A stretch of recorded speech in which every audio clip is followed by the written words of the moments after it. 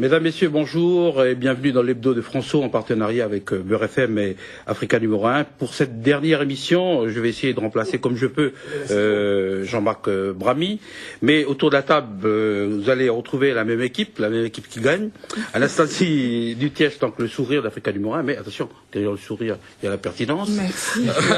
Dominique Voltan, le globe-trotter du CNRS. Alors vous avez découvert encore une contrée cette semaine? La Turquie, oui. Ah oui, bon. Éric Zemmour, plume du Figaro, mais qu'on voit souvent à la télé. Alors c'est quoi? C'est la rencontre entre l'écrit et l'oral. Voilà, exactement. Et puis Nadir Djenad de Beurre FM, jeune, mais déjà sage et philosophe. Merci beaucoup. Pour cette dernière émission de la saison, donc je vous propose de prendre un peu de recul, de revenir sur l'actualité de cette saison dans l'hebdo. Nous avons choisi un petit peu subjectivement de nous arrêter sur 4 personnalités, 4 acteurs qui ont marqué les événements de cette saison. Barack Obama, l'américain, Nicolas Sarkozy, l'européen, Elie Domota, le caribéen, et enfin Jacob Zuma, l'africain. Voilà donc rapidement pour le sommaire. Notre contact, il n'a pas changé. hebdofranço@rfo.fr, hebdofranço@rfo.fr. Vous pouvez nous laisser vos remarques et vos commentaires. Un mot très rapidement donc quand même sur l'actualité de la semaine, sur le fait de la semaine avec la situation en Iran. Vous le savez, Mahmoud Ahmadinejad a été triomphalement réélu avec 63% des voix contre seulement 34% à Hossein Mousavi. Mais depuis, c'est un petit peu la confusion. Il y a des manifestations, des arrestations, des déclarations. Au moment où nous enregistrons d'ailleurs cette émission, nous apprenons que le guide de la révolution, Ali Khamenei, exige la fin des manifestations et déclare que le bras de fer de la rue est une erreur. Alors, Nadir, est-ce que c'est une série de révoltes comme ça, ou est-ce que c'est une révolution qui est en train de gagner l'Iran? Alors, ce qu'on peut dire, et ce qui est certain, c'est que la République islamique iranienne est confrontée à la plus importante contestation populaire depuis son existence, depuis 30 ans. Ce qui est inédit aujourd'hui, c'est qu'on assiste à un affrontement au sommet du régime iranien. Un affrontement entre Mahmoud Ahmadinejad, président réélu et contesté, et son principal adversaire, Mir Hossein Mousavi. Alors, il faut savoir que ces deux hommes sont issus du sérail, du régime, de cette nomenclatura révolutionnaire. À l'intérieur c'est un bras de fer à l'intérieur deux enfants de exactement, deux enfants de Khomeini. Mais il y a quand même des différences et des divergences très très fortes. Du côté des pro-Ahmadinejad, c'est un groupe, on le sait, hyper nationaliste, obsédé par une sorte de pureté révolutionnaire, très attaché, plus attaché que les autres d'ailleurs à la puissance nucléaire du pays. Et c'est un groupe qui fonde son identité sur un anti-américanisme obsessionnel, j'allais dire. De l'autre côté, du côté des pro-Mousavi, c'est un groupe qui a le soutien du clergé traditionnel, qui est attaché aussi, et ça c'est important de le dire, à la survie du régime en place. Mais c'est un groupe qui pense que l'avenir de l'Iran, qui est confronté à une grave crise économique et sociale, passe par une ouverture à l'ouest. Donc, donner beaucoup plus d'oxygène dans exactement. La société. Alors, vous avez donc cet affrontement au sommet. Au milieu, vous avez la population, les manifestants, et les motivations des manifestants sont diverses. Il y a ceux qui soutiennent Mousavi. Il y en a d'autres, notamment des étudiants qui réclament la fin de la République islamique. Donc on le voit, Mousavi, si vous voulez, est le vecteur d'un mécontentement qui ne s'était pas exprimé auparavant. Mais moi, j'ai même l'impression que, si vous voulez, que ce mécontentement le dépasse. Parce qu'il y a beaucoup de gens, il est débordé par la rue, parce que, comme je le disais, Mousavi ne réclame pas la fin du régime. Anastasie, est-ce que finalement on voit qu'il y a une sorte de pays légal et pays réel finalement? Est-ce que finalement c'est pas une vision un peu transformée par notre regard vue d'ici finalement? Très vraisemblablement. En tout cas, ce que je trouve frappant, moi, c'est que nulle part, dans aucun journal, qu'il soit télévisé ou écrit, on ne remonte aux origines. Or, pour bien comprendre ce qui se passe aujourd'hui en Iran, il faut quand même comprendre que c'est un pays, d'abord vieux d'une culture de plus de 5000 ans, un pays qui a une organisation qui lui est propre, qui repose sur un islam chiite et qui donc est isolé dans la région par ses croyances, mais qui est mené par des leaders qui ont une culture, une véritable culture musulmane, islamique et aussi politique. Et toute l'histoire de l'Iran est pour moi, fait une espèce de pas de deux entre une aspiration démocratique et un repli religieux. Le repli religieux le plus important a eu lieu après la dictature qui a été soutenue par les États-Unis, par l'Occident. Alors, très vite, Dominique, révolution, qu'est-ce qui s'amorce En tout cas, nous, les Occidentaux, on serait très contents que ce soit une révolution, c'est sûr. Mais le problème, c'est que c'est pas nous qui faisons l'histoire. C'est vrai que ce qui est vrai, c'est que la logique du news, de l'événement, du scoop fait qu'on s'intéresse et on remonte pas assez dans l'histoire, ça c'est vrai. Deux, on n'a pas intérêt à projeter complètement nos catégories, parce que quand même, l'histoire culturelle, la mentalité, c'est différent. Trois, par contre, il y a quelque chose qui demeure, c'est que l'aspiration à la liberté, au bout d'un moment, il y a deux choses que je trouve sont irrépressibles dans l'histoire du monde. C'est l'aspiration à la liberté, quand même si les modalités sont pas les mêmes. Et quelque chose qui, pour le moment, c'est souterrain en Iran pour l'instant, c'est le point de l'émancipation des femmes. Parce que le retour à la tradition prend une telle proportion qu'en définitive, il y aura ces deux. Alors, il ne faut pas en faire une logique occidentale. Mais je pense que dans les grands mouvements d'émancipation de l'humanité, il y a l'aspiration à la liberté, puis le fait que les rapports hommes-femmes doivent se trouver d'égalité.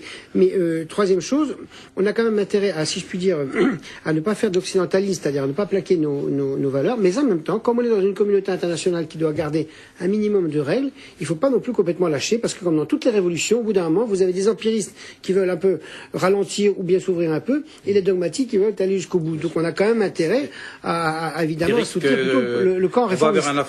Vers une répression féroce ou ça a déjà commencé. Ça a déjà commencé. Non, ce que je trouve intéressant, c'est qu'il y a plusieurs choses. Il y a d'abord effectivement, comme l'a dit Nadir, que ils se battent entre eux. Ce sont tous des enfants de Khomeini. Comme toujours. Hein. Oui, absolument. Mais comme vous avez raison. Mais là, en l'occurrence, entre eux, les socialistes absolument. Mais là, il y a que ça. Là, il y a que ça. C'est ça que je veux dire. Absolument. Mais là, il y a que ça. Ouais. Premier point, c'est intéressant. Deuxièmement, il y a un point qui m'a passionné dans cette campagne. D'abord, c'était une campagne très libre. Oui. C'est ça qui est extraordinaire, qui finit par des fraudes, mais c'était une campagne très libre. Et justement, il y a eu un point. Alors, moi, ça m'a frappé. Peut-être que c'est le hasard. J'ai lu ça par hasard. Il y a eu une polémique à un moment. Parce que vous savez qu'ils sont tous terriblement corrompus. C'est un des régimes où à mon avis, il y a pire que quand même. Hein. Ah, moi, c'est ce que je dis, c'est que c'est terriblement corrompu. Mais bon, en tout cas, il y a eu une polémique autour de la corruption, puisque la parole était très libre et que c'est parti comme ça, et qu'il y a eu une polémique autour de Rafsanjani, qui, explique-t-on dans ce que je lis, est le plus corrompu des corrompus, c'est-à-dire le plus ostentatoire des corrompus. Et c'est là où j'ai trouvé ça passionnant. Tous les candidats à la présidentielle ont défendu Rafsanjani. Et le seul qui l'a attaqué, c'est Ahmadinejad. Je veux dire par là que on voit bien son habileté, voilà, que rien n'est simple et que il a un électorat populaire. Je ne sais pas s'il est majoritaire, je ne sais pas jusqu'à quel point il a truandé l'élection, mais en tout cas, il a un vrai électorat. Populaire. Contre les nantis. Exactement, contre les nantis. Et deuxième chose, puisqu'on est dans l'analyse, moi j'y vois, vous savez, Emmanuel Todd explique très brillamment que les modèles familiaux déterminent des modèles politiques, et il explique. Non mais ce sont des visions trop mécaniques. Non mais je suis d'accord. Mais en tout cas, ça permet. On peut pas partir de la famille jusqu'à la société. Je suis d'accord. Mais en l'occurrence, je finis vite. Enfin, c'est une indication. Exactement. Il explique pour le monde arabo-musulman que c'est un monde familial endogame, avec une inégalité, justement, comme dit Dominique, entre l'homme et la femme, mais c'est entre guillemets normal, puisque dans l'endogamie, on doit réserver la femme aux cousins. Et que la baisse de la natalité fait exploser ce modèle endogamique. Et que, évidemment, il y a un combat entre ceux qui veulent sortir de ce modèle endogamique et aller vers un modèle libéral occidental, et ceux qui veulent reprendre en main et les femmes et les familles. La première manche s'est jouée en 79, à la révolution iranienne. J'ai le sentiment, à voir cet affrontement aujourd'hui, que c'est le match retour. Entre les mêmes, si j'ose dire, à générations différentes évidemment, mais que c'est les mêmes mouvements qui s'affrontent de nouveau. Donc c'est un problème de foi. Juste un dernier mot, Nadir. Alors vous avez noté la phrase du guide Ali Khamenei. C'est assez inquiétant parce que en Iran, dans la constitution iranienne, c'est pas le président. Hein. Oui, bien sûr. Non, mais ce que je voulais dire, c'est que c'est le guide. En fait, le guide a une position d'arbitre. Donc il contrôle tout. Et en fait, là, il a choisi son camp. Et lui, il aurait pu soit par exemple annuler l'élection. Il aurait pu, si vous voulez, stopper le mouvement et appeler les gens à revoter. Mais là, on savait très bien qu'il soutenait Ahmadinejad déjà pendant la campagne électorale, et cette prise de position, moi j'ai le sentiment, j'ai je suis inquiet parce que cette prise de position, ça va légitimer l'intervention. Voilà, en un mot, c'est stop, la récréation est terminée et ça légitimerait peut-être une éventuelle répression. Alors, comme je vous l'ai dit, donc coup de projecteur maintenant sur la saison qui vient de s'écouler, une saison qui a été surtout marquée par la crise économique et financière qui a bousculé beaucoup de pays dans le monde, et notamment les États-Unis et l'Europe. Tous ces faits ont d'ailleurs été largement analysés et commentés dans l'hebdo. Cette semaine, nous revenons sur 4 personnalités qui ont marqué cette saison, 4 acteurs de l'actualité. Nadir, premier gros plan, vous avez choisi, vous, de vous arrêter sur Barack Obama. Il s'impose comme l'une des grandes figures de cette année. Il était annoncé et attendu comme... Courageux. Il était attendu comme... Je vais avoir le même numéro sur Sarkozy. Il était attendu un petit peu comme le... Sarkozy. Il était attendu comme le Messie un petit peu. Ouais. Alors 7 mois après, quel est le bilan? Qu'est-ce qu'on peut dire de... C'est vrai qu'il est considéré comme un Messie. Hein. Rappelez-vous, lors de sa venue à Strasbourg, lorsqu'il était acclamé par beaucoup de gens, beaucoup de jeunes notamment. Quel bilan dresser? C'est difficile hein, pour l'instant. En 7 mois, il y a eu des ouvertures. Vers l'Iran par exemple, envers Cuba, une volonté de relancer le processus de paix israélo-palestinien et d'avoir une position moins partiale dans le conflit, comme ça n'a pas été le cas ces dernières années. Sur le plan économique, on sait que Barack Obama est devenu président en pleine crise économique très forte aux États-Unis, donc il a annoncé un plan de relance gigantesque, énorme. Sa première mesure, c'est 787 milliards. Effectivement, ouais. Sa première mesure, c'est l'annonce de la fermeture du camp controversé de Guantanamo. Donc, ce sont des annonces. Moi, je signe tout de suite. Hein, c'est très positif. Maintenant, j'ai le sentiment que l'état de grâce est presque terminé, parce que aux États-Unis, on voit qu'il y a quand même des critiques hein, qui apparaissent. Il y a eu 2 sondages très intéressants cette semaine aux États-Unis qui montrent qu'il y a une baisse de popularité de Barack Obama. Alors, sur 2 points. Le premier, beaucoup d'Américains critiquent le plan de relance. Alors certains disent qu'il ne va pas assez loin, d'autres au contraire disent qu'il va trop loin. Et la deuxième critique, et ça m'a un peu surpris, c'est concernant l'annonce de la fermeture du camp de Guantanamo. Voilà, exactement. Vous faites la moue, Eric, c'est parce que vous estimez que c'est un mythe, Obama? Non, je pense que je dis pas que c'est un mythe. C'est un type vraiment qui m'a étonné par son aisance, son élégance, un côté brillant, vraiment en même temps aristocratique dans le bon sens du terme. Profondeur. Mais aristocratique dans le bon sens du terme. C'est une espèce de vraiment, il m'a ébahi. Et en même temps, je trouve, et alors là je trouve qu'il est le révélateur du besoin pathologique de servilité des médias et je trouve que les médias en particulier français lui servent une soupe mais absolument inouïe. Je suis sidéré par la servilité. Comment vous expliquez cela? Je vais vous dire, il y a un phénomène Obama, quoi. Il y a un phénomène Obama. Je pense que si vous voulez, je serais assez cynique. Je pense que les gens sont contents d'avoir un bon maître. C'est-à-dire qu'il y avait le mauvais maître, Bush, et ils étaient furieux d'avoir un mauvais maître, mais ils voulaient un bon maître. Et le fait qu'il soit noir, de gauche, américain, ça les console. Ils sont contents d'avoir un bon maître et ils sont ravis de vanter ses mérites et ses louanges. Ça, c'est une première chose. Deuxièmement, je note l'expression quand même, besoin pathologique de servilité. C'est pas parce qu'on dit, on peut toujours dire n'importe quoi. Je dis pas n'importe quoi, je dis ce que je pense. Excusez-moi, c'est pas n'importe quoi. Moi, quand vous dites quelque chose, je dis pas que c'est n'importe quoi.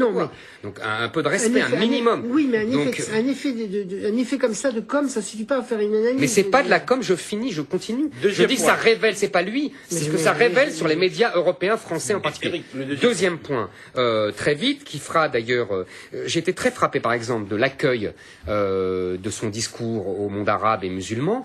Tout le monde a dit c'est l'anti-Bush et tout. Moi j'ai trouvé que premièrement Bush, le lendemain du 11 septembre, aller dans des mosquées pour dire ce n'est pas l'islam qu'on attaque, etc. Mais tout le monde a oublié ça, tout le monde veut oublier ça. Et surtout, dans le discours d'Obama, moi j'ai été très choqué par sa connotation religieuse en permanence, le Saint-Coran, la Sainte Bible, par son attaque de la laïcité à la française, que d'ailleurs qui a été relayée par Sarkozy pour le voile.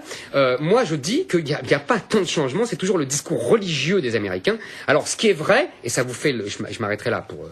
Ce qui est vrai, ce qui fait l'intersection avec l'Iran, c'est que en l'occurrence, ils se sont échangés les rôles avec Sarkozy. C'est-à-dire que l'Iran, Obama, face à la révolution, a un discours très chiracien de respect des souverainetés nationales, et de toute façon c'est la même chose, Moussavi et Rafsanjani, et c'est Sarkozy qui se colle au discours bushiste de défense de la démocratie et de la liberté. Oui, voilà. Anastasie, Voilà. 7 mois après, Obama. J'entendais, quelle était votre expression et ce besoin de servilité? Besoin pathologique de Moi, je servilité. crois que le monde entier, et les États-Unis en particulier, ont un besoin pathologique d'avoir un homme d'État. Or, qu'est-ce qu'on attend? Bush avait été élu comme Obama. D'avoir un homme... Positiver, nous l'avons l'image. Voilà. Qu'est-ce qu'on attend d'un Non homme... mais je veux dire, tous les présidents... Est-ce que ça vous ennuierait?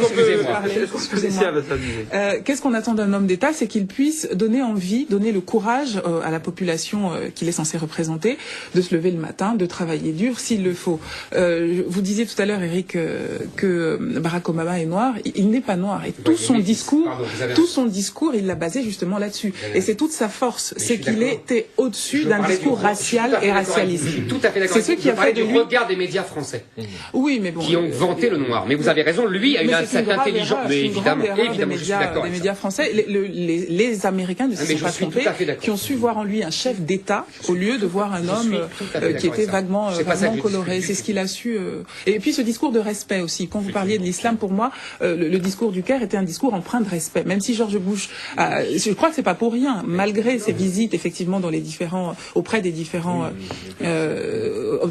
représentants islamiques, il n'a jamais su, George Bush, tenir ce discours de respect et s'appuyer sur.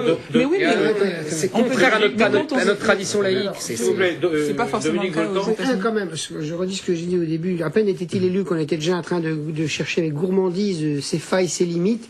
On est incapable. Oui, maintenant, ça c'est un jeu médiatique. C'est le jeu médiatique. Ça c'est un jeu médiatique. Et je suis en désaccord total avec ce qu'a dit mon voisin. C'est surprenant. Non, attendez, c'est une chose sérieuse. Premièrement, les médias, c'est pas le peuple, c'est pas la société. Il y a les médias qui font leur cuisine, puis vous avez des milliards de gens qui se font leur propre opinion en fonction de leurs idéologies, de leur culture et de ce qu'ils voient. Bon, donc par conséquent, c'est quand même mieux d'avoir un président qui démarre avec un respect des civilisations, des cultures et des partenaires plutôt qu'un belliqueux, parce que pour un Bush qui a été 2-3 fois dans les mosquées, on a ensuite un Bush qui a tenu un discours hyper belliqueux jusqu'à l'invasion de la guerre d'Irak, jusqu'à toutes ces guerres qui sont des tragédies. Donc par conséquent, moi je préfère un président de la première puissance mondiale qui dans la mondialisation se met à respecter les autres civilisations. Elles sont pas formidables, mais la nôtre non plus. Donc je trouve qu'on ne s'en sortira pas si on n'est pas capable d'être respectueux les uns les autres. 1. 2. Le fait qu'il ait des origines métissées, c'est évidemment un enrichissement extraordinaire parce que ça correspond à la situation mondiale actuelle.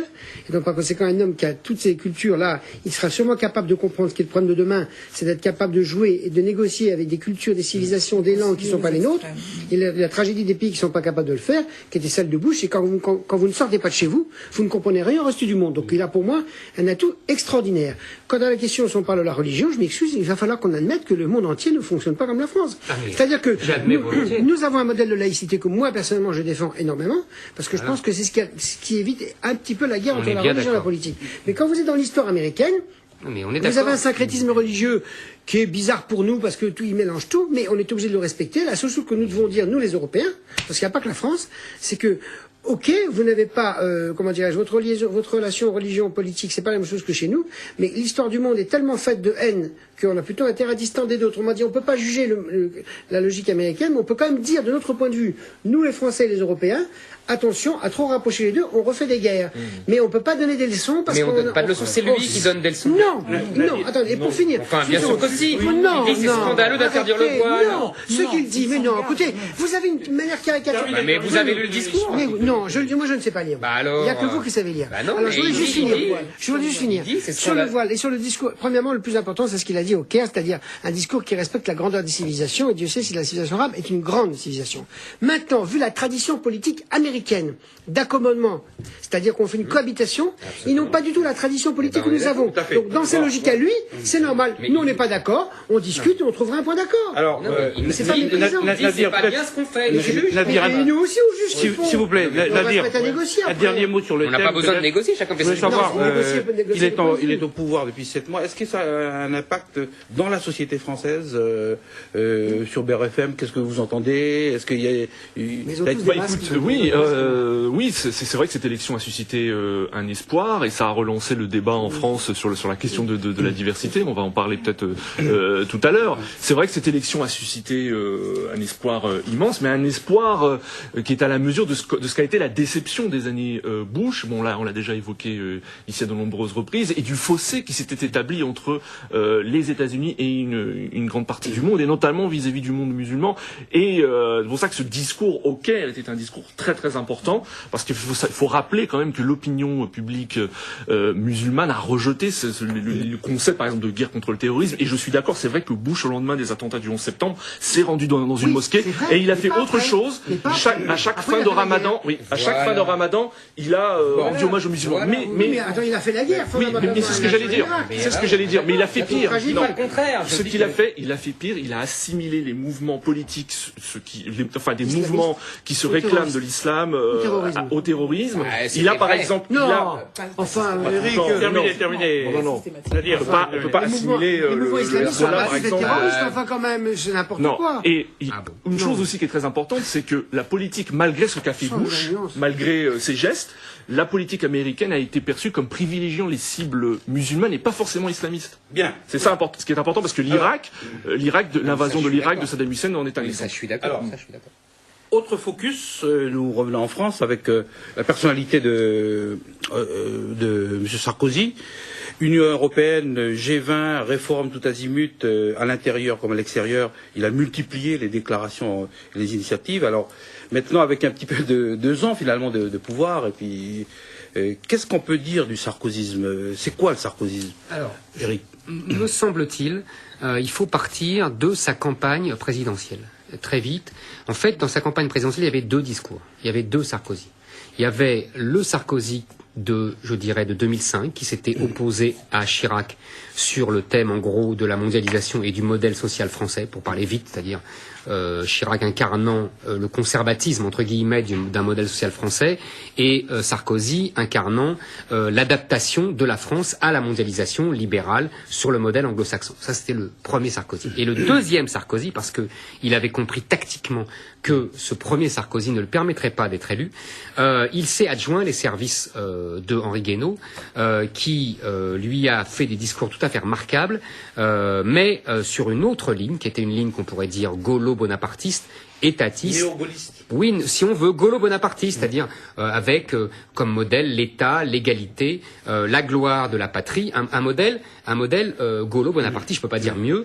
Et son habileté, si vous voulez, a été de marier ces 2 discours, qui n'avaient pas les mêmes publics. Le second ayant un public plus populaire, tandis que le premier avait un public plus bourgeois, au sens réel du terme. Bon.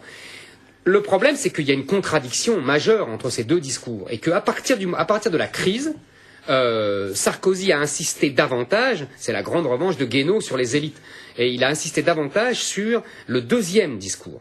Mais son problème, c'est que ce deuxième discours a des conséquences logiques, c'est-à-dire que l'État revient en force, que les gouvernements reprennent la main en Europe, et même que la logique ultime, on le voit avec son dernier discours sur l'OIT, quand il parle de normes sociales et environnementales, qu'il ne pourra pas le faire sans un certain protectionnisme, en tout cas européen. Or, là, il est en butte à la réalité du monde, au fait qu'il n'a pas d'alliés pour cela, que pour l'instant même les Allemands ne veulent pas aller jusque-là, que les Anglo-Saxons avec qui il voulait privilégier une alliance au départ de son mandat lui ont claqué lui aussi à la porte au nez. Il se retrouve sans alliés pour une stratégie tellement ambiguë que, d'après moi, elle se retourne contre lui. Isolement, quoi.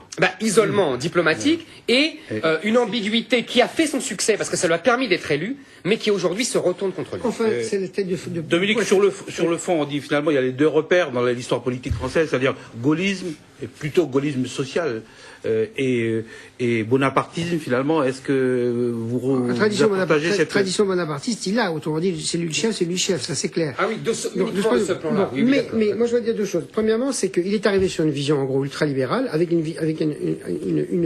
une critique un peu simpliste de tous ses prédécesseurs, en disant en gros ils ont rien compris, ils sont endormis, ils sont conservateurs. Moi je vais tout changer. Et je vais tout changer sur le mode ultralibéral.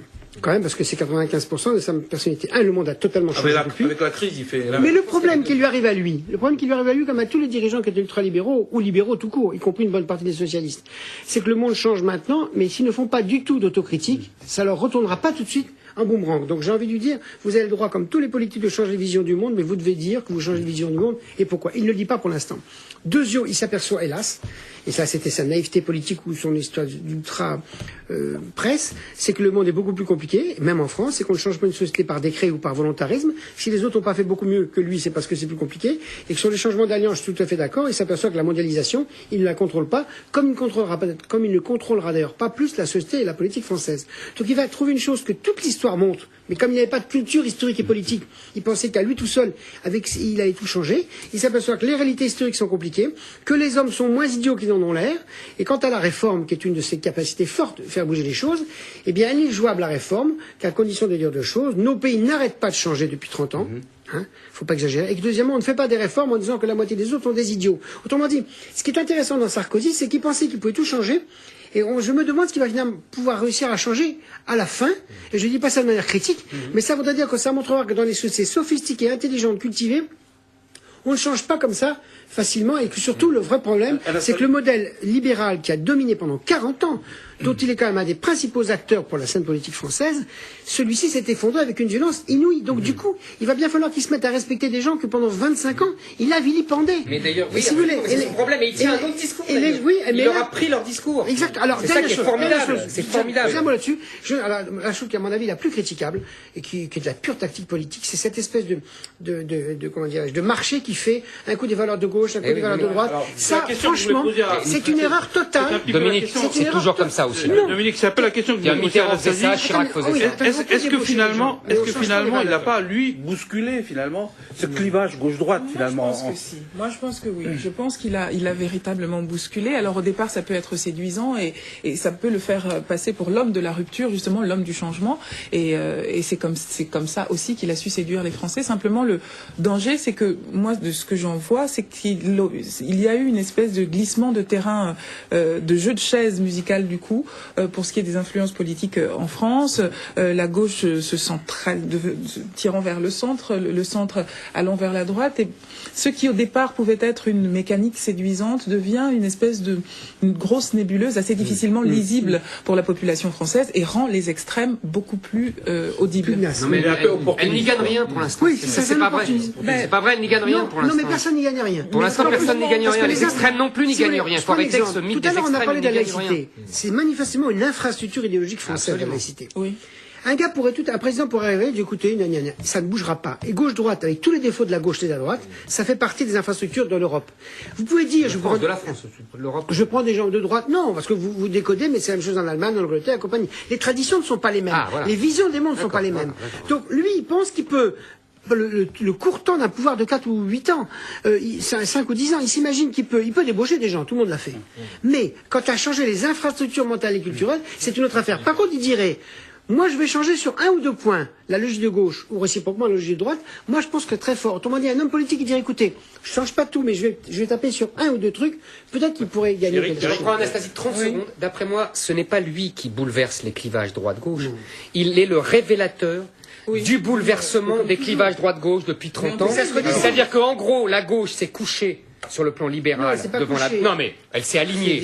Elle s'est alignée sur le plan libéral. Et la droite, on l'oublie toujours, s'est alignée sur le plan du pays, de la nation, des mœurs, de la société, etc.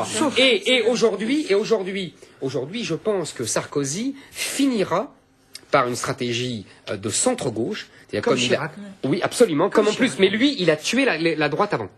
Oui, mais C'est la différence. Mais la mort, la droite, ça peut-être morte après Il ça. n'en reste pas moins qu'il incarne. Vous savez, ça se fait toujours comme ça, hein. Il n'est pas à l'origine, il l'incarne. Ça se fait toujours comme ça. Peut-être que la droite après Sarko sera morte aussi. Sur un point, Sarkozy avait aussi propulsé Comme Mitterrand, devant tué la la gauche. scène des ministres de la diversité. Est-ce qu'il y a un bilan qu'on peut faire là-dessus rapidement? Parce que là, il y a Madame Dati qui s'en va. Oui, on peut faire le bilan aussi des autres ministres, parce que le problème des ministres aujourd'hui, que peuvent faire les ministres? Peuvent-ils exister face à un hyper-président? Parce que c'est vrai que Nicolas Sarkozy monopolise tout, concentre tous les pouvoirs, pas simplement ceux issus de la diversité.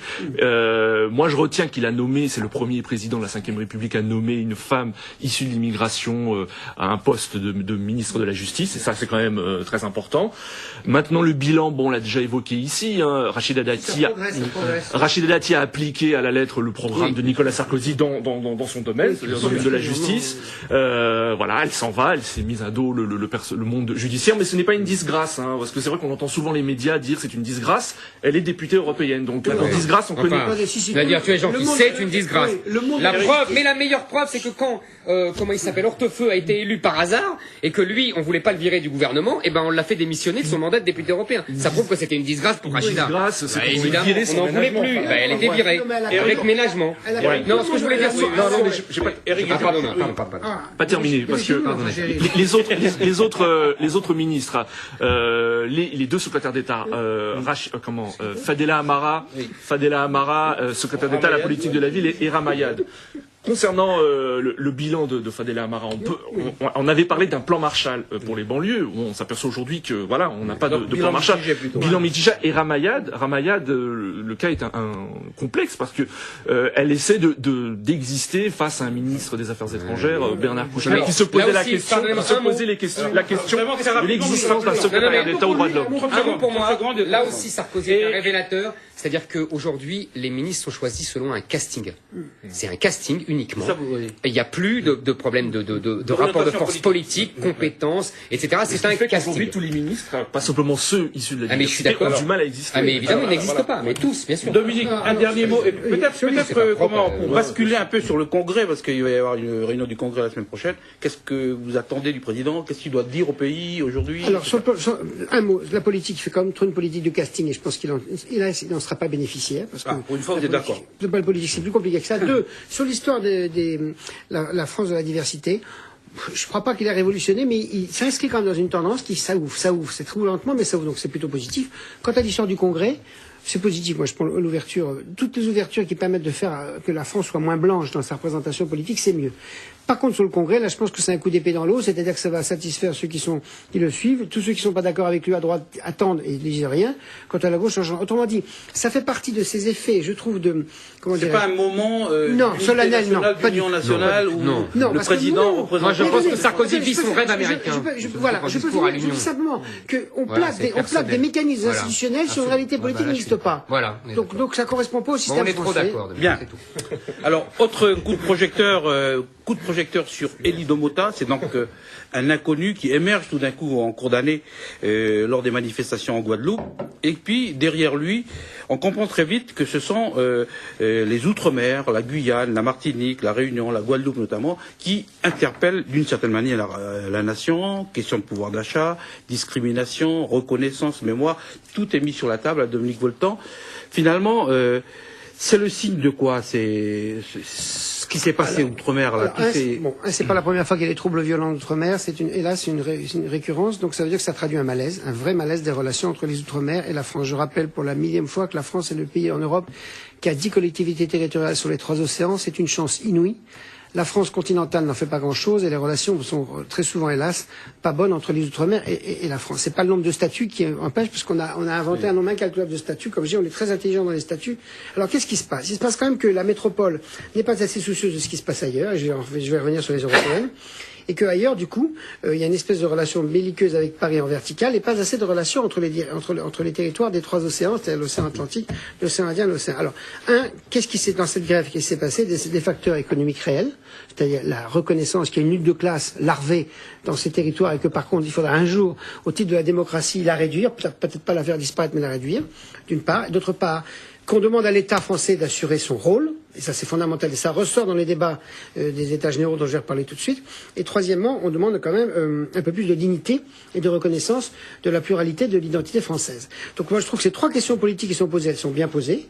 Et donc par conséquent, j'ai envie de dire que la France, on pourrait dire que 2009, c'est quelque part une des années où l'outre-mer aura posé une vraie question. Ça c'est la chose positive. La deuxième, par contre, sur les européennes. Je suis stupéfait de deux choses et qui vont dans les responsabilités croisées. Les candidats en métropole n'ont quasiment jamais parlé des Outre-mer, et les Outre-mer, c'est la France. Il n'y a jamais été question, et donc ça explique en partie, en dehors Il y avait du une circonscription outre-mer. Bien sûr, mais attendez, les autres candidats n'en ont jamais parlé. C'est-à-dire que le franco-français l'a encore emporté, alors que la France a une chance, encore une fois, d'être sur les trois océans, incapable d'en parler. Les autres, dans les Outre-mer, sont restés dans une espèce de contentieux infernal vis-à-vis de Paris. Résultat, on a des abstentions qui sont absolument catastrophiques. On n'en a jamais parlé. Vous avez de 86 à 85% d'abstention dans la Caraïbe. Vous avez de 75 à 65% d'abstention dans l'océan Indien. Et vous avez de 78% à 60% d'abstention dans le Pacifique. D'ailleurs, parenthèse, c'est dans le Pacifique où il y a eu le moins d'abstention, alors que c'est le plus loin de la métropole. Donc ça veut dire que là, il y a quelque chose qui ne va pas. Et de la France vis-à-vis des Outre-mer, et des Outre-mer vis-à-vis de la France, ce qui met en cause, je l'ai dit plusieurs fois, les élus responsables, et cette espèce de folie de n'avoir que des relations de contentieux avec Paris sans de relations horizontales. Troisième chose, puisqu'on est une année Outre-mer, les États généraux. On a quand même, suite à ça, mis en place des États généraux qui vont continuer jusqu'en juillet. Et le président de la République se rend d'ailleurs aux Antilles. D'accord, et ensuite ça, il y aura une conclusion politique à l'automne. Bon, autour de 4 thèmes, la politique, l'économie, le développement durable et l'histoire. Les thèmes, c'est très bien, la participation est moyenne, mais vous avez quand même 400 000 pages qui ont été visitées, autrement dit, il y a un intérêt sur le site et les forums. La participation n'est pas extraordinaire, mais c'est là où il y a un vrai problème, c'est qu'à la fois, les Outre-mer disent, écoutez, on va avoir une autre place dans la métropole, dans l'histoire française, et on leur dit, écoutez, vous avez 4 mois pour débattre, et j'ai envie de dire, allez-y, participez là-dessus, participez plus aux États généraux que ce que vous avez participé sur les affaires européennes. Et qu'est-ce qui ressort des États généraux? La demande de dignité, que l'État joue son rôle d'arbitre, qu'on réduise enfin la folie des prix. Et dernière chose qui est intéressante dans ces États généraux pour l'instant, c'est sort le demande de respect de la diversité culturelle. À un point près, hélas, c'est par contre sur le rapport homme-femme, il n'y a pas grand-chose qui sort, et pour l'instant, il n'y progresse pas tellement. Donc si vous voulez, d'une certaine manière, ces Outre-mer, malgré toutes leurs différences avec la métropole, ont quand même des points communs. Mais j'ai envie de dire, si la France n'est pas capable d'avoir des relations plus fortes avec les Outre-mer dans les deux sens, il est probable qu'un jour les batailles sur l'indépendance repartiront. Parce que c'est une chance. Si on n'en fait rien, eh bien les gens diront chacun repart. Et c'est un vrai enjeu politique. Je prends un point. Et pardon, je finis juste un mot. Pourquoi ça m'intéresse tant que ça les Outre-mer? C'est que c'est le laboratoire de la diversité culturelle. Si nous ne sommes pas capables, nous les Français, de gérer ce laboratoire, eh bien ce qui se passera là, vous aurez la même chose demain en Europe. Autrement dit, le monde entier risque de repartir de nouveau dans des haines identitaires et communautaires. La conclusion, je suis tout à fait d'accord. Je ne serai pas d'accord. Voilà. Je suis tout à fait d'accord avec la conclusion et on ne sera pas d'accord sur ce qu'il faut faire, mais c'est pas grave. En tout cas, je suis tout à fait d'accord avec ça. Deuxièmement, je suis d'accord aussi sur un point qu'il a énoncé, il y a des luttes de classe. Je suis d'accord, mais il n'y a pas que là. Vous êtes d'accord avec moi qu'il y en a partout. Or, moi, j'ai le sentiment que, à partir justement de lutte de classe réelle, de problèmes économiques réels, les prix, tout ça, on va pas refaire cette discussion qu'on a fait toutes les semaines pendant des mois. Il n'y a pas de problème spécifique de l'outre-mer. Si, il y a sans doute des problèmes spécifiques de l'outre-mer, des monopoles, c'est des trucs économiques. Mais on va pas reprendre cette conversation-là parce qu'on l'a eu pendant des semaines, pendant des mois. En revanche, j'ai l'impression qu'il y a eu une très habile utilisation politique, et je dirais même presque gramscienne, quoi, culturelle, par Domota et par les pour. On s'est gorgé. C'est un type formidable. Il est très habile. Mais c'est pas habile. Il faut une intelligence politique. Dominique, je vous ai pas coupé. 2 minutes. Oui, mais habile, c'est péjoratif. Mais oui, mais c'est pas péjoratif. 2 minutes, Dominique. Je pense qu'une habileté gramscienne, culturelle, on s'est gorgé de repentance. On s'est gorgé. Gramscienne. On s'égorge. Gramscienne, ça veut dire que le combat politique et culturel, c'est tout ce que je dis, voilà. On peut être pédant, mais c'est pas être pédant. Terminez votre c'est difficile explication. Donc, je disais qu'on s'est gorgé de repentance. On a parlé de l'esclavage comme si c'était aboli la veille. D'ailleurs, sans parler du problème majeur hérité de l'esclavage que nous a expliqué quelqu'un qui était à cette place, à la place de Dominique, qui nous a expliqué que l'héritage majeur de l'esclavage, c'était la destruction des familles, le matriarcat, et qui faisait de ses enfants des éternels fils et qui avait jamais de père. C'était ça, mais ça on n'en parle jamais. Moi ça m'intéresse beaucoup plus. Absolument. Mais ce que je veux dire, c'est que il y a et qu'on parle jamais du problème économique majeur selon moi, qui est que les Caraïbes, mais surtout les Caraïbes, sont dans un environnement beaucoup plus pauvre que les départements français, qui sont riches grâce à l'action de la France sociale et économique. Une meilleure par réception rapport dans leur région. Mais c'est pour ça qu'ils ne veulent pas indépendante, mais c'est aussi, si ça prévient ce qu'ils perdraient, mais c'est aussi que ça leur pose un vrai problème de compétitivité par rapport à leur environnement économique. Et ça, on ne le traite jamais. Et c'est quand même, d'après moi, la question de fond et qui est un problème gravissime pour ces îles. Nadir, vous avez été surpris par cette explosion-là pendant cette année? Oui, et je dois l'avouer que j'ai appris beaucoup de choses sur la situation dans les Antilles, sur l'histoire de la Guadeloupe. Je ne savais pas, par exemple, qu'il y a eu des révoltes. Mais au moins, je reconnais que j'ai appris des choses. Notamment, mais c'était pas. Voilà. C'était pas du tout critique, moi. Donc pour une fois que j'essaie de vous monter l'un contre l'autre, je fais ce que je peux, moi. Non, on n'en fait rien. Le pays n'en fait rien. Pas nous, autres. Non, voilà. En fait, oui, moi j'ai appris beaucoup de choses sur l'histoire de la Guadeloupe en particulier, sur cette histoire violente, ces revendications sociales Notamment qui se sont terminées dans la violence, notamment en Guadeloupe. Et je remarque aussi qu'il y a des collectifs comme ça qui se sont créés dans plusieurs départements d'outre-mer, à la fois à La Réunion, en Guyane, en Martinique. Mais ce que je constate également, c'est que c'est en Guadeloupe où vraiment cette question identitaire était la plus forte, et c'était une revendication principale. Par exemple, c'était pas le cas à La Réunion, où il y avait un mouvement qui les revendications étaient beaucoup plus économiques. Pourtant, l'île de La Réunion était touchée par l'esclavage. Donc là, il y a vraiment une spécificité, j'allais dire, de la Guadeloupe liée à l'histoire sur cette question de l'identité. Et donc, il y a une prise de conscience aussi sur ce qu'est un département d'outre-mer, qui n'est ni un État, ni une colonie, ni une fédération. Donc là, je pense qu'il y a une prise de conscience de ce qu'est un département d'outre-mer, mais aussi une prise de conscience de revoir, c'est mon dernier mot, de revoir la relation entre la France et ses départements d'outre-mer. Justement, le président de la République se rend en Martinique, en Guadeloupe. Quel est le message qu'il devrait délivrer au nom de la nation par rapport à ce qui vient de se passer dans les Outre-mer? Alors, je ne me permettrai pas de donner des conseils à Nicolas Sarkozy sur comment il doit s'exprimer face à la nation française. Simplement, ce que j'en sais, c'est qu'il y va la semaine prochaine et déjà 3 manifestations sont prévues, dont une le jour même de son arrivée. Donc, il y est attendu parce que les espoirs suscités quand même, malgré tout, par ces états généraux, ne sont pas forcément suivis des faits. Les prix continuent d'augmenter. Les produits de première nécessité sur lesquels il avait été prévu que les produits de première nécessité dont les prix devaient baisser sont en rupture de stock. Et les salaires des gens n'augmentent pas. Au contraire, de nombreuses entreprises ferment, mettant les populations des îles dans une situation de précarité, particulièrement difficile à tenir.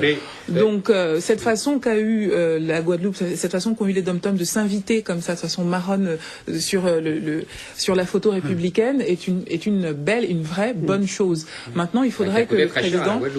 Oui, enfin, mais la Guadeloupe, c'est la France. Ça coûte cher aux pauvres, mais pas du tout aux pauvres. Absolument. Ça coûte cher aux pauvres. Oui, mais c'est toujours les pauvres qui payent. Juste un dernier mot, Eric, peut-être très rapidement. Est-ce que vous comprenez que comme ça, il peut y avoir une organisation spécifique outre-mer dans l'ensemble national? Il y a déjà, alors là, Volcan est un spécialiste mondial, donc il y a déjà de multiples statuts et une autonomie, etc. On est sorti depuis très longtemps du jacobinisme un peu primaire. Moi, je voudrais pas être pédant, mais bon, ça va, jacobinisme, je peux l'employer. Oui. Du jacobinisme un peu et primaire. Et votre gramscisme, il va bien. Voilà, mon gramscisme va bien. 30 secondes, Dominique. Il faut dire que la France, là où on a une intelligence réelle, mais là, c'est pas forcément sûr. Nous avons une intelligence dans la construction des modèles politiques de relations entre les Outre-mer et Paris qui sont extraordinaires. Autrement dit, il n'y a aucun territoire qui a la même règle. Donc il y a une intelligence politique française formidable, mais ça ne suit pas derrière. Mais tout le monde est responsable. Alors, j'ai oublié de parler tout à l'heure de l'Europe. Si vous voulez, c'est que là où il y a une tragédie, c'est que ces élections. Pas sur 5 non, minutes, hein. mais 20 secondes. C'est que les élections européennes, si vous voulez, l'Europe est partout présente. Elle est partout dans les régions ultra-périphériques. Elle est présente dans les pays et territoires d'outre-mer. Elle est présente dans ce qu'on appelle les pays ACP, qui sont les anciens pays colonisés à 700 millions. Donc l'Europe est franchement fidèle à ses valeurs d'une autre vision de la mondialisation. Les outre-mer auraient pu se saisir de ça dans les élections européennes, et pas du tout. Et tout le monde est mauvais là-dedans, d'une certaine manière, alors qu'en fait, il y a un vrai enjeu de coopération, et pas seulement de coopération économique. Non, mais quand je dis tout le monde, je suis pas je parle pas un jugement de valeur, je dis que c'est de la tristesse, si vous voulez, parce que Alors, franchement, Dominique. l'Europe a, au travers de ses territoires, un moyen de capter la diversité de demain. Elle ne le fait pas assez. Merci Dominique. Alors, dernière destination en part pour l'Afrique, et en particulier pour l'Afrique du Sud. Au mois de mai dernier, Jacob Zuma a été installé 4e président de la République de ce pays, de la République d'Afrique du Sud. Le personnage est contesté, la situation économique est également contrastée. Alors, finalement, quelle signification de cette élection et que représente l'Afrique du Sud aujourd'hui pour l'Afrique, Anastasie? Alors d'abord, les Africains, le reste de l'Afrique subsaharienne a un regard sur l'Afrique du Sud empreint à la fois d'empathie, de respect et d'admiration. C'est la grande puissance. Si tous les... Voilà, le seul géant du continent. Absolument. En attendant le Congo. En attendant le Congo. En attendant le Congo. Ouais, bientôt. Alors, que représente l'Afrique du Sud? Si tous les pays d'Afrique ont en commun l'esclavage, la traite négrière, l'Afrique du Sud est le seul pays dans lequel il y a eu cette façon tellement violente, enfin il y a eu cet apartheid. Donc il y a un peu cette empathie, un peu la même que les pays européens peuvent avoir pour les Juifs en Europe. Si vous voulez, il y a vraiment une espèce d'empathie. Bon, ça c'est la première chose. La deuxième, c'est que le pays suscite l'admiration et attire les autres pays africains parce qu'avec un PIB de 300 millions de dollars, voilà, l'Afrique du Sud est aux États-Unis, à l'Afrique ce que les États-Unis sont Donc ça fascine l'Afrique. Fascine complètement, et puis pas seulement d'un point de vue économique, aussi parce que grâce à la figure de Nelson Mandela dont vous avez parlé, il n'y a pas eu de guerre civile. Ils ont su passer par cette fameuse commission, ce fameux comité de réconciliation, et faire en sorte que le pays puisse tenir quand même. On a pu remarquer qu'économiquement, si depuis le départ de ministre d'économie blanc, l'économie sud-africaine continue d'avancer, continue de progresser. Elle a été rattrapée évidemment par la crise, mais moi je pense que la Coupe du Monde, le football qui arrive, peut constituer un petit parapluie. Sur le plan, par exemple, sur un point qui interpelle l'ensemble de l'Afrique, qui est la démocratie, finalement, les processus de démocratie, c'est un exemple quand même, l'Afrique du Sud. Malgré les difficultés, etc. Et malgré les dissensions au sein de l'ANC, malgré... C'est quand même un parti qui ressemble de plus en plus à un parti unique quand même. Il faut limiter quand même. Oh, c'est quand même un parti dominant en tout cas. Oui, dominant. En tout cas, c'est un parti très dominant. C'est un parti dans lequel la liberté d'expression existe. La liberté d'expression y existe. Ça, je suis d'accord. Non, mais ça, je dis pas le donc on ne peut vraiment pas parler de c'était comme ça partout. Non, mais je suis d'accord. Mais je dis, c'est quand même... Il y a différentes parler, qui sont identifiées. Eric, et ensuite... Alors, je vais très vite, Nadir. Je voudrais dire, très vite, pour mettre un peu comment dire, un peu de... Piment. Pas de piment, de limite à votre ode à l'Afrique du Sud post-Mandela. C'est pas une ode, c'est une présentation. On dit, avec raison, Dominique a ajouté avec raison, il n'y a pas eu de guerre civile, ils ont réglé ça sans révolution, sans guerre civile, il a tout à fait raison. C'est extraordinaire. C'est extraordinaire, je suis tout à fait d'accord. Maintenant, il faut voir que le prix secondaire, c'est-à-dire il n'y a pas eu de guerre civile, mais il y a une explosion de la criminalité. C'est énorme. Non mais c'est énorme, je veux dire. Au Zimbabwe, c'est 10 fois pire. Hein. Ah mais je suis d'accord, mais c'est pas parce que c'est 10 fois pire au Zimbabwe ils sont contents. Donc ça il y a une criminalité violente et c'est terrible, c'est terrible. Je lisais récemment une interview d'un écrivain blanc afrikaner qui avait été l'allié de Mandela, qui avait combattu pour la fin de l'apartheid et tout, et je lisais son désabusement, exactement, son désabusement, son vraiment sa mélancolie, sa tristesse. Apparemment c'était pas... Il y a des problèmes sociaux à régler. Ah non, mais c'est au-delà de ça. Je veux dire, c'est au-delà de ça. Je pense que il a compris que le rêve de l'Afrique post-raciste, post-raciale, etc. a été mort. L'apartheid n'existe plus, mais les situations économiques et sociales, et la violence, et la corruption. Je parlais tout à l'heure des élites iraniennes. Les élites sud-africaines de l'ANC, la corruption, ils connaissent aussi. Hein. Et en particulier M. Zuma. Alors, il nous reste 3 minutes. Donc, Nadir et ensuite Dominique. Nadir. C'est pas parce que ça existe ailleurs qu'on ne doit pas le dire là. Non, mais tout à fait. Oui, mais ça n'est pas c'est aussi pas mal chez nous. Mais je suis d'accord, mais pas à ce degré-là. L'autocar qui a explosé au Pakistan. Dominique. Nadir, il nous reste 3 minutes. Hein. Deux petites choses. Tout d'abord, je dirais que le principal défi de Jacob Zuma est d'ordre économique et social, parce que si, c'est vrai, l'Afrique du Sud, l'économie sud-africaine est très compétitive, en même temps, le fossé entre riches et pauvres s'accroît. C'est le principe même de la mondialisation. 20% de Sud-Africains qui ne possèdent pas d'eau courante, un fort pourcentage d'illettrés. Donc il y a un fossé vraiment très très important. D'autre part, concernant la démocratie, il faut quand même rappeler que tout d'abord Thabo Mbeki, il faut rendre hommage à Thabo Mbeki qui a quitté le pouvoir de son plein gré, et c'est pas courant quand même en Afrique, et que l'opposition a gagné justement des points lors de la dernière présidentielle, parce que à cause de la domination de l'ANC justement pendant plus de 15 ans, et comme l'ANC n'a pas résolu ses problèmes économiques et sociaux justement, il y a de plus en plus une opposition qui se crée, et je pense aussi que l'Afrique du Sud reste une puissance importante pour résoudre les conflits voisins, notamment avec le Zimbabwe, mais d'autres conflits également. Donc ça reste vraiment le Mais pays... ils ne s'en servent pas. Au Zimbabwe, ils sont quand même très complices de Mugabe. Il faut dire les choses quand même. Ils essaient quand même de résoudre parce qu'on n'a plus qu'une minute, Oui, pardon. Oui, nous les Occidentaux, on est quand même très impatients, parce que si vous voulez, le jeu politique, Dieu sait s'il y a des responsabilités aux élites africaines sur ce qui se passe bien et mal sur le continent. Mais quand même, tout ça, ça n'a même pas 2 générations d'existence. Donc, quand on voit comment l'Europe, ça a été trahi, je veux dire, bon. Donc, oui, c'est vrai que c'est formidable, c'est une grande puissance, elle a les défauts de grande puissance. Oui, c'est vrai que les riches s'enrichissent, les pauvres. Oui, c'est vrai qu'il y a de la violence, de la criminalité, mais par rapport au Zimbabwe, par rapport au régime des Grands Lacs, et même par rapport à une bonne partie de l'Afrique subsaharienne, bon. De toute façon, il n'y a pas de mystère. L'Afrique, il y aura des grandes puissances en Afrique comme il y a eu partout ailleurs, avec des effets de domination, d'inégalité. Mais moi, ce qui me frappe quand même, c'est que c'est quand même un continent qui a dans le cadre de l'Union africaine, c'est quand même un continent qui a un pluralisme de culture, de langue invraisemblable, et que nous, les Européens, parce que je reviens toujours au dialogue Afrique-Europe, parce qu'une bonne partie des traditions européennes ont été importées en Afrique, il y aurait quand même beaucoup plus à faire pour qu'on aide ce continent, qui est un des plus riches du point de vue des civilisations, à s'en sortir.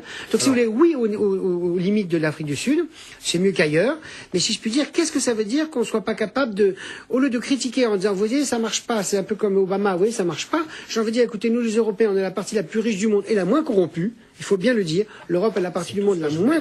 Absolument. Parce que la corruption, c'est le grand problème actuel. Oh oui, enfin, c'est compliqué. On court ailleurs, mais bon, peut-être, sans doute, je ne sais pas. Mais ce que je veux dire par là, c'est que... Et dernière chose, pardon, sur la francophonie, parce que c'est une Afrique anglaise, mais quand on regarde le sud de l'Afrique et qu'on y va, on s'aperçoit qu'il y a une très forte proximité avec la lusophonie, et du coup, il y aurait une cohésion, une coopération à faire en Afrique, entre l'Afrique anglophone, l'Afrique lusophone et l'Afrique francophone, qui pourront, à plus qu'il y a quelques petits maillons de lusophonie, d'hispanophonie, qui existe au nord, où là on pourrait avoir avec 4 langues quelque chose qui permettrait à l'Afrique, vous voyez ce que je veux dire? Moi je rêve des moyens de sortir de ce qui divise le continent. Mot de conclusion, on parlait de Jacob Zuma tout à l'heure, cette figure controversée. Il s'est quand même tenu, Jacob Zuma, et il continue de le faire, à la ligne de l'ANC pour accéder au pouvoir. À savoir, la première chose, c'est que la nation doit appartenir à toutes les composantes ethniques, qu'elles soient noires, blanches, métisses, asiatiques, qui composent l'Afrique du Sud.